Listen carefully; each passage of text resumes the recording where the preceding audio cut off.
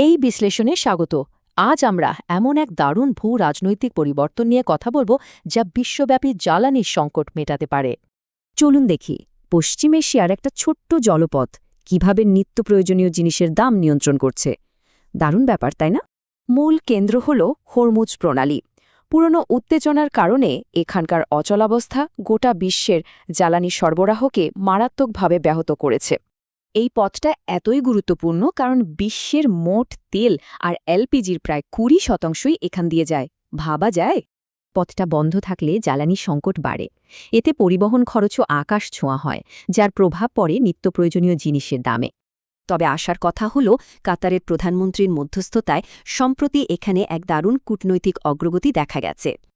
দোহায় ইরানের পররাষ্ট্রমন্ত্রী আর ওয়াশিংটনের নিবিড় আলোচনার মাধ্যমে দুই পক্ষই সংঘাত কমিয়ে দূরত্ব ঘোচানোর চেষ্টা করছে। সবচেয়ে চমৎকার ব্যাপার হল, এই চুক্তিতে ইরান কোনো ট্রানজিট ফি ছাড়াই অবাধে জাহাজ চলাচলের অনুমতি দিতে রাজি হয়েছে। চুক্তিটা কিভাবে কাজ করবে দেখা যাক। চুক্তি স্বাক্ষরের ঠিক ৩০ দিন পরেই জলপথটি পুরোপুরি খুলে দেওয়া হবে। এর পাশাপাশি এপ্রিলের যুদ্ধবিরতি আরও ৬০ দিন বাড়বে, আর তেহরানের পরমাণু কর্মসূচিও এই ২ মাস স্থগিত থাকবে। ডোনাল্ড ট্রাম্পও জানিয়েছেন, আলোচনা বেশ ভালোভাবেই এগোচ্ছে। হয় অসাধারণ কোনো চুক্তি হবে, নয়তো কিছুই হবে না। ট্রানজিট ফি না থাকলে নৌপথ মসৃণ হবে, পরিবেশগত সুবিধাও মিলবে।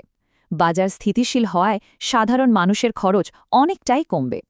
অতিরিক্ত খরচ ছাড়া তেলের সরবরাহ শুরু হলে বিশ্বজুড়ে দুর্বল অর্থনীতির দেশগুলো মুদ্রাস্ফীতির চাপ থেকে তাৎক্ষণিক স্বস্তি পাবে।